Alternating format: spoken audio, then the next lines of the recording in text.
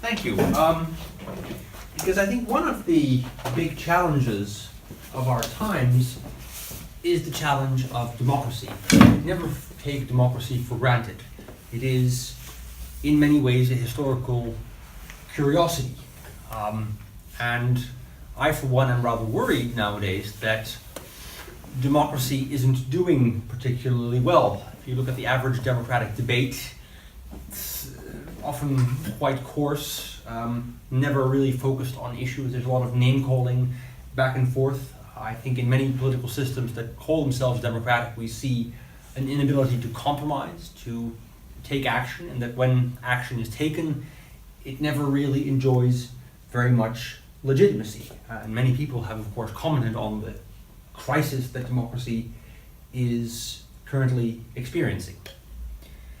Now, one reason why that might be the case is because the failures of democracy are ultimately the failures of citizens, of people who play a role as citizens in a democratic system not being able to play that role well. And if that is the case, then what we have here is a failure of democratic education, a failure of one generation to educate the next generation how they should play their role in a democratic system. And I think that is a rather serious indictment of the higher education system, that many higher education programs have not taken what I think is their responsibility to educate future generations of citizens very seriously. However, as Professor Barnett reminded us this morning, we should be optimistic. And I think that one of the great reasons to be optimistic is precisely this development that we're talking about today, namely the emergence of liberal arts colleges all over Europe. Because I think many features of these liberal arts programs make them more suited to teaching students how to be good democratic citizens than is traditionally the case. And that's what I'd like to talk about. And of course, in order for me to make this argument, I have to first give you a diagnosis of what's wrong with democracy and how we can fix it. And one way that I like to think about this, inspired of course ultimately by Rousseau and Martha Nussbaum and Habermas, is to say that, well, if democracy is ruled by the people, then the people are going to have to make up their mind about what they want and what they think they should do.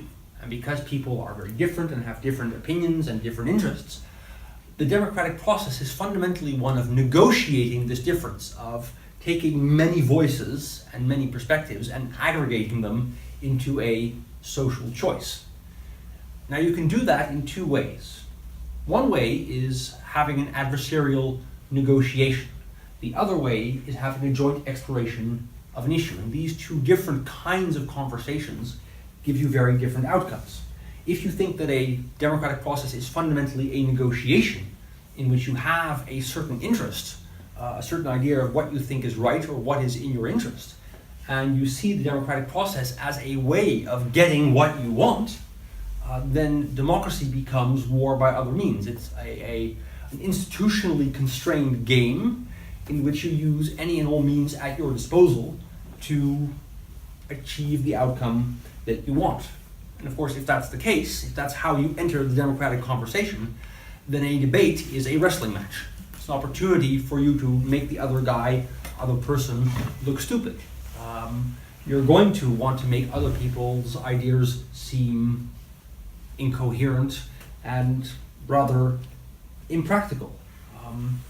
A compromise in this logic is a dirty word. A compromise is a betrayal of what you actually wanted, because you know what the right answer is, you just can't get it, and so you settle for a compromise. And so those compromises don't have any legitimacy. They are negotiated ceasefires, if you will, that you don't feel any ownership of. And I think that many of the problems of democracy that we see can be traced to this logic being too present in our democracy. You could also think of democracy as a joint exploration of the issues facing us, where we don't think, well, I know what I want, how do I get that? But where I enter this conversation with the question, well, what is the best solution for this community? How can I look at various solutions that are proposed and engage in a discussion with other people who might have a different perspective and come from a different background and different identity to come up with a solution that works on a communal level. And if you approach it that way, my argument would be that this would help solve many of the problems of democracy. I'm of course aware that these are ideal types. I mean, nobody enters democracy purely as a negotiation, that's too cynical. And nobody enters it in the spirit of a philosophy seminar either, that's too naive. But I think that it's important that we push the democratic conversation more towards this ideal of a joint exploration. Now, what do you need to do in order to have that kind of conversation? Well, here's 5 things that I think are important.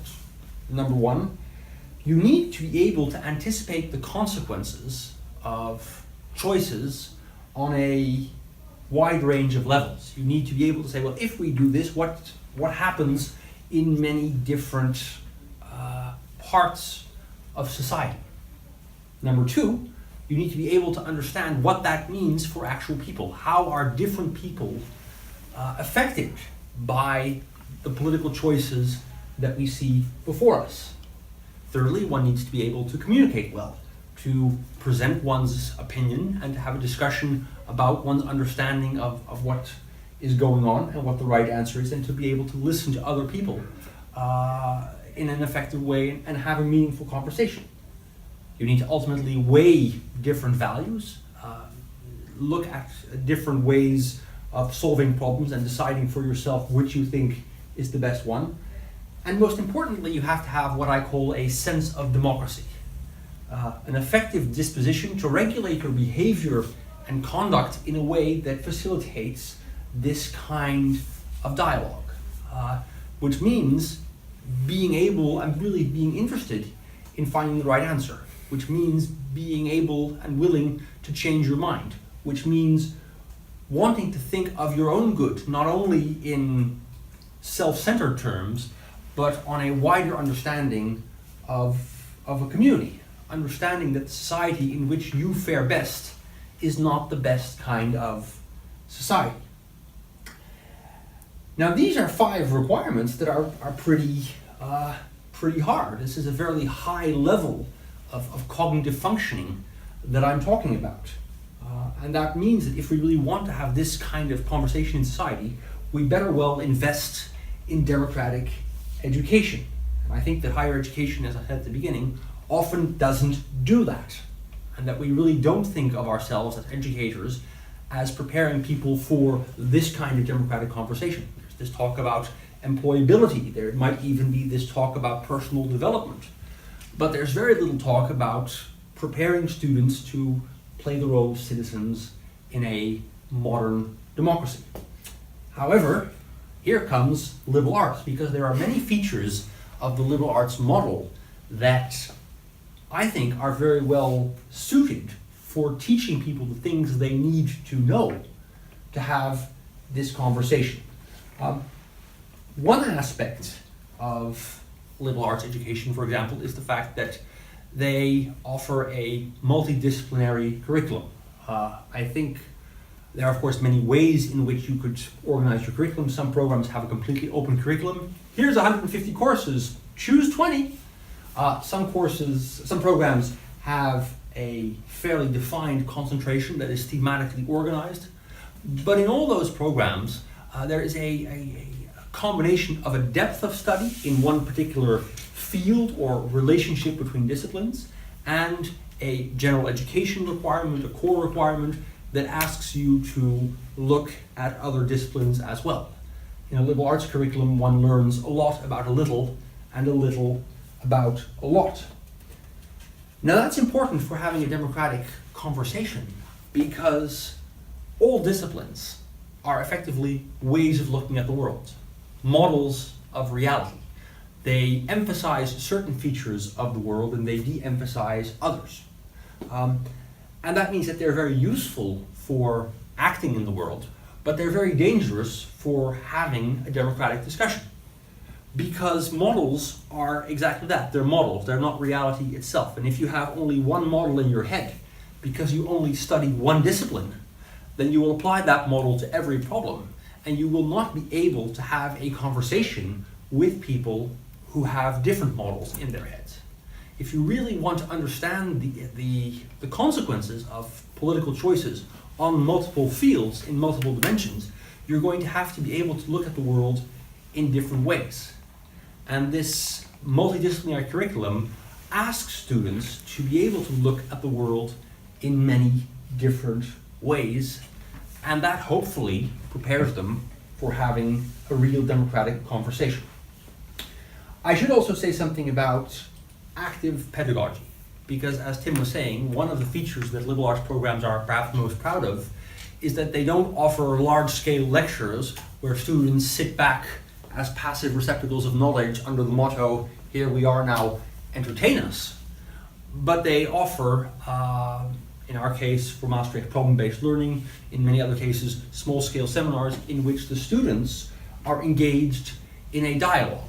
Yes, teachers are there to stimulate, to poke, to provoke, to criticize, but the students really should be, in a liberal arts program, engaging in a dialogue about the issues that they're talking about. And of course what they're doing is they're negotiating and synthesizing different viewpoints, which is exactly what they should be doing in a democratic conversation. You want, in a liberal arts teaching context, to have people with different perspectives on issues, scientific issues, social issues, be able to discuss that and consider that. And that means that you learn how to explore issues. It means that you learn how to listen to other people and how they view the ideas that you are enamored by. It means that you communicate fairly well. So there we have number one, number two, number three. Liberal arts programs also often try to be fairly diverse.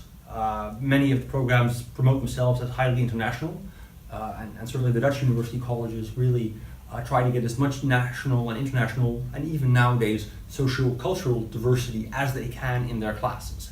It's not unusual for a program that has an intake of 200 students to have 50 nationalities walking around the building. And that is important because, once again, this diversity of students teaches students how to communicate with people from a different background, how to learn from other perspectives, how to understand how different people view the world in different ways, which is so important for the democratic conversation. Another aspect of liberal arts programs is an emphasis on skills and critical thinking. If I look at the master's program, 1/3 of the program is devoted to skills courses, argumentation skills, presentation skills, debating skills, rhetorical skills, research skills, all the skills that we feel students need to be able to communicate very well and express their opinion and evaluate arguments, because that is really the value of critical thinking, to weigh different perspectives, to not simply apply algorithmic thinking. Here are the instructions, what do the instructions say about this case? But rather to be able to weigh different perspectives and, in the face of that complexity, make reasoned and argued choices. And that is, once again, the very nature of the proper democratic conversation. A last point that I want to mention, because we're running a little bit late, is community. Liberal arts programs have a distinctive ethos. And certainly the university colleges really see themselves as academic communities in which students study, certainly, but where they also engage in a great deal of social life, a great deal of extracurricular activities, a great deal of engagement with society. And I think that really teaches them this sense of democracy, this willingness to be interested in a communal good. Because unlike the first four that I mentioned, which are really skills that you can teach, this sense of democracy is a value, a choice that you make about what you think is important. And it would be not in the spirit of liberal arts for a program to teach this or to instill this. All you can do is bring people in a community where they can experience the virtues of communal living and hope that they like it, hope that they understand and discover for themselves that their victories are more glorious because they are shared, and that their defeats are less painful because they are communal. The process is in a way akin to falling in love. You have certain shared experiences, you discover that you are in love, and hopefully from that realization certain dispositions and forms of behavior develop that nourish and sustain that love. It is only by living in a community that you can realize and hopefully discover for yourself that the societies in which you fare best in a narrow sense are not the best societies. But the hope is that if you can create a community where this is the norm, a true academic community where all people are engaged in an exercise in collaborative living and collaborative being, that not all of them, but certainly many students, will discover that this is valuable to them, and in this way bring some of that to the world of democracy as they go on into what we sometimes jokingly refer to as the real world. And so my belief is really that this liberal arts thinking and that many of the features of the programs that we're talking about can do a bit of a better job in preparing students for not only being individuals and not only being agents in an economic system, but also for being good citizens in a democracy. And, well, Daniel is going to show us that certainly this is one thing that they claim to do. Yes.